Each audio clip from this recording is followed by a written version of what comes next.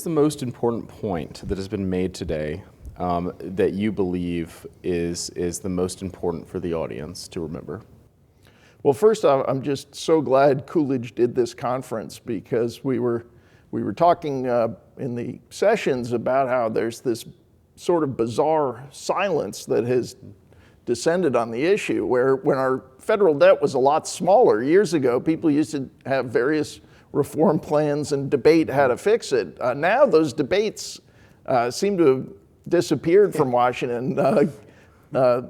Really, leaders in both parties sort of agreeing that reforms are off the table. And so just trying to get this debate re-energized, I think, is a real public service. But I think the not hopeful consensus among certainly at least several of the panelists, unfortunately, is that it may take a crisis to force people to act. Yeah. And obviously that's trying to avoid that is what gatherings like this are about, trying to figure out reforms and then figure out how they might possibly be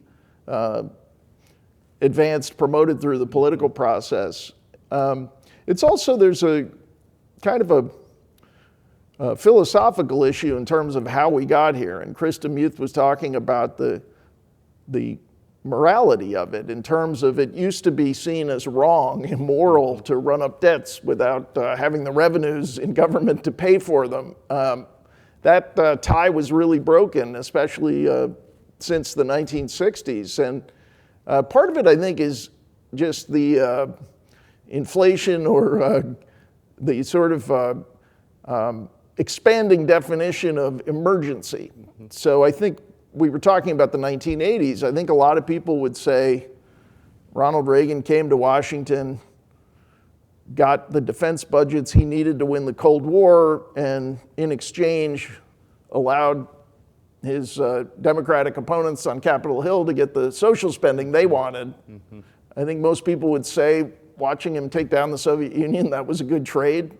But over time, of course, the urgent needs have expanded and expanded. And obviously the most recent example, we think of COVID, trillions of dollars added to federal debt. And now I think it's becoming the consensus, what many of us were saying in March of 2020, which is that shutting down our society is probably not the answer here. And so I think any hope for reform has to be building a consensus on what needs versus wants are, priorities, and really understanding how often bigger government is not just expensive, but in the COVID case, very counterproductive. Obviously, the shutdowns caused enormous harm, but.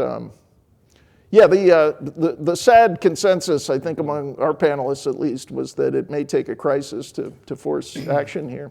So obviously that panel will be uploaded online. But in your opinion, what does that crisis look like?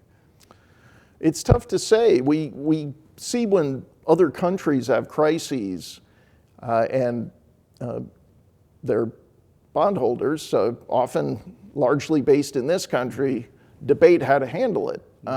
It's really another matter when we, the United States, world's largest economy, issuer of its reserve currency, to think about the United States not being able to pay its debts. And it's maybe in a best case scenario, rates start to go up, investors start to demand more compensation, and we react accordingly and find ways to save, but the reason this conference, this debate has to happen now is we're in this, I think, unprecedented period where we have World War II levels of debt and massive annual deficits in a time of peace for the United States, low unemployment. This is really new, where people talk about structural deficits, where the spending is so wildly out of balance with the income. So I hope it's not a harsh reckoning, but every year it gets a little harder to be optimistic. Mm-hmm. Yeah, that's interesting, and a little bit frightening, but Yeah. at the same time, something has to happen. So, what do you think? We spoke earlier about the sort of era of American history that you are most fond of, or at least most interested in. And you said the 1980s. Yeah, I'm fond of it too. Yeah. So what do you believe is the most misunderstood thing about that period, whether that's with the Reagan administration or other? Well, I guess the good news is I feel like Reagan has sort of become more appreciated and admired across the political spectrum than I might have expected. I mean, he was always popular among voters, but he's, I think, fortunately, deservedly, also, I think, admired by scholars and even media folk. Now, sometimes they laud Reagan as a sort of weapon to go after current politicians, but I think what has not always been appreciated is the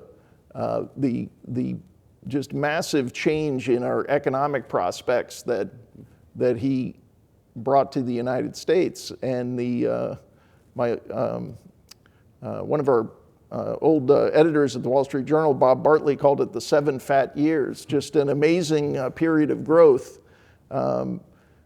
built on cutting marginal tax rates, expanding incentives, and just the basic realization that when you expand incentives to work, save, and invest, you get more of those things, you get more prosperity, you get more job creation, more business creation.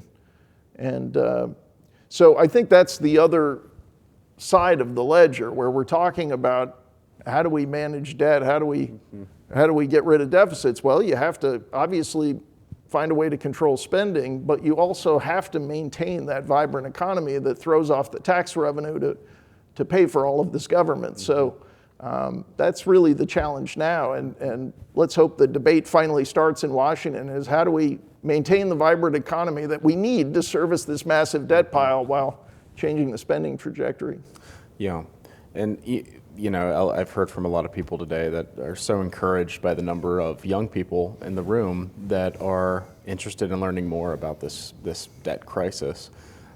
So, in your words, in your opinion, what do you want, that future generation to know above all else about this situation? Well, that future generation, at least as represented in the room, I think should give us all a lot of optimism. Very, very bright people asking good questions. Yeah. So I think you spend some time with that group, and you're bound to get more cheerful. But I think for all of us, it's just realizing the way to get to the peace and prosperity we all want to enjoy. And I think Coolidge was really a pioneer in showing, or a standout at least, in showing that governmental restraint and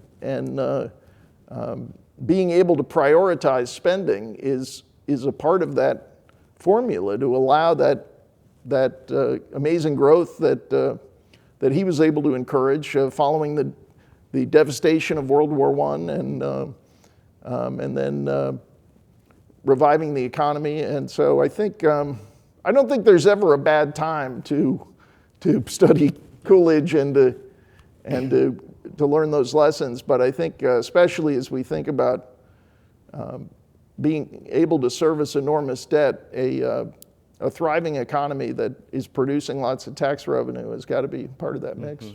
Do you believe that President Coolidge's budget and debt legacy is still relevant today? Yeah, and I think it may be more relevant as time goes on, because we were talking about there are different ways this can end. Let's hope it's not an abrupt, brutal reckoning, but whatever the point is, where we finally start reducing the amount we owe, being able to manage this debt, it has to include Coolidge principles. It has to include some restraint on government appetites, and it has to include a thriving economy where there's still incentives to produce. So I think he may have another renaissance coming in terms of people looking for the answers to current problems. Right. So, that kind of answers my next question, but I'll let you rephrase it. What do you think Americans today should remember from Coolidge? Well, I think the growth of that period is nothing less than stunning. And for some people, it's kind of lost to history because of the horrible decade that followed. And I think in part because of a lot of policy mistakes, especially I would say on the monetary side, with the government not realizing that it needed a larger money supply. But I think that recipe of growth of a tax system that incentivizes work and savings and investment, and a government that doesn't strangle the private economy is always going to be relevant and needed. Absolutely. And